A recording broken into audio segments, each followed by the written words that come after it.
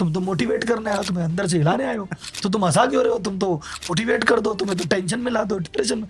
और आपके साथ आदमी तो हंसता भी जाता है, रियलाइज भी करता जाता है, तो ये क्या चक्कर है? मेरा सेशन 2 घंटे का हो, 4 घंटे का हो या फुल डे हो, तो वो मोमेंट तो मेरा भोजन है। पहले तो मुझे यकीन ही नहीं होता था कई सालों तक, जब ये लोग पूछते थे कि यार पानी भी नहीं पी रहा, 4 घंटे लगातार बोल रहा है, तो कुछ तो है। तो मुझे ऐसा लगता था कि यार पता नहीं है कुछ है।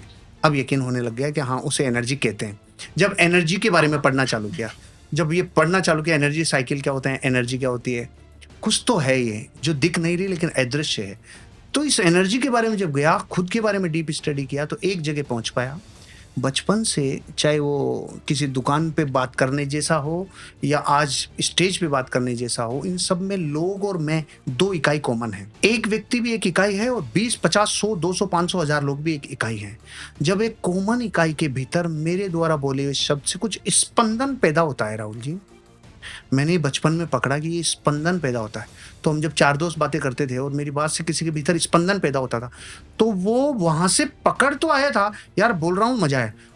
तो चाहे हम वैराग्य वाली जगह बैठे हो, चाहे दाह संस्कार में बैठे हो, लेकिन वहां भी 15 मिनट के वैराग्य के बाद वैराग्य का मोड भी अंदर से ऊर्जा देने वाला आएगा। ये मैंने बचपन को स्टडी किया। तो आप क्यों कहें, आपके सवाल के बारे में अगर मैं बात करूं तो, कि मेरे बोलने से सामने वाले लोगों के भीतर एक स्पंदन पैदा होता है। वो स्पंदन मुझे एनर्जी देता है, और वो इतनी ज्यादा देता है कि मैं उन ऑडियंस को ढूंढ रहा हूं, या वो वक्त और वो हालात, वो परिस्थिति ढूंढ रहा हूँ, जब 72 आवर्स नॉन स्टॉप मेरे को ऑडियंस मिले, तो मैं उसी एनर्जी के साथ वो करने का प्रयास करूं।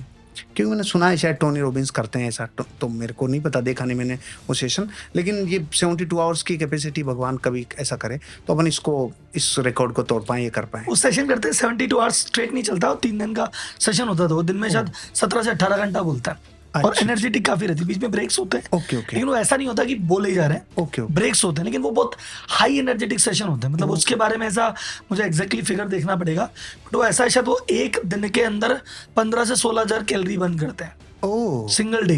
तो वो स्टेज पे, मतलब एक दिन में वो उस पूरे इवेंट के अंदर शायद 5 से 6 किलोमीटर स्टेज पे चल जाते हैं, इतना उछल जाते हैं, 2-3 हजार बार उछल जाते हैं, वो ऐसा कुछ रहता है।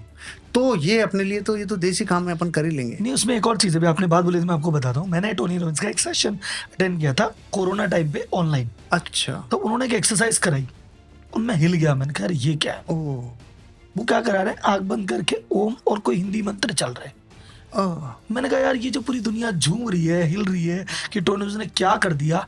वो कहते हैं यार मैं तो इंडियन के आश्रम में आया हूँ और बहुत चीजें की है, और वहीं से वो ओम करवा रहे हैं, वो लंबी गहरी सांसें दिलवा रहे हैं, वो कोई मंत्र चल रहा है पीछे। मैंने कहा यार ये तो हमारे यहाँ से आ रही है चीजें। फिर उनकी मैंने जो एक डॉक्यूमेंट्री है उनकी नेटफ्लिक्स पे, आई एम नॉट योर गुरु, वो देखी। वो डॉक्यूमेंट्री देखना 1-1.5 साल की है, 1-1.5 घंटे की है।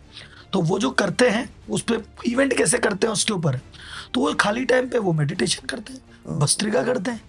और मैंने कहा अरे चक्कर तो वही है, बस ये है कि अपन थोड़ा सा अपन ये चीज़ कर रहे हैं, अपने को ज़्यादा भरोसा नहीं है या ज़्यादा वेटेज नहीं दे रहे। वो यूएस में वहाँ पे बैठे, उनको तो लगता है जैसे मान लो कि अपने घर में तो रोज ओम हो रहा, ओम नमः शिवाय हो रहा है, या कोई पूजा हो रही है, अपन नॉर्मल है, दादाजी पिताजी करते हैं, इसमें कौन सी नई बात है।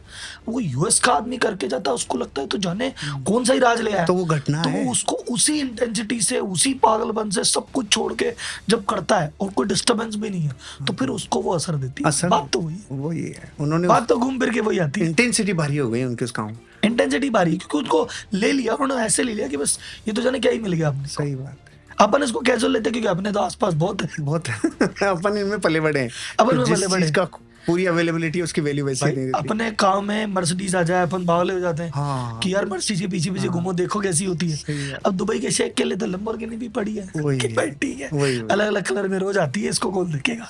तो वो वाला सीन हो गया सब।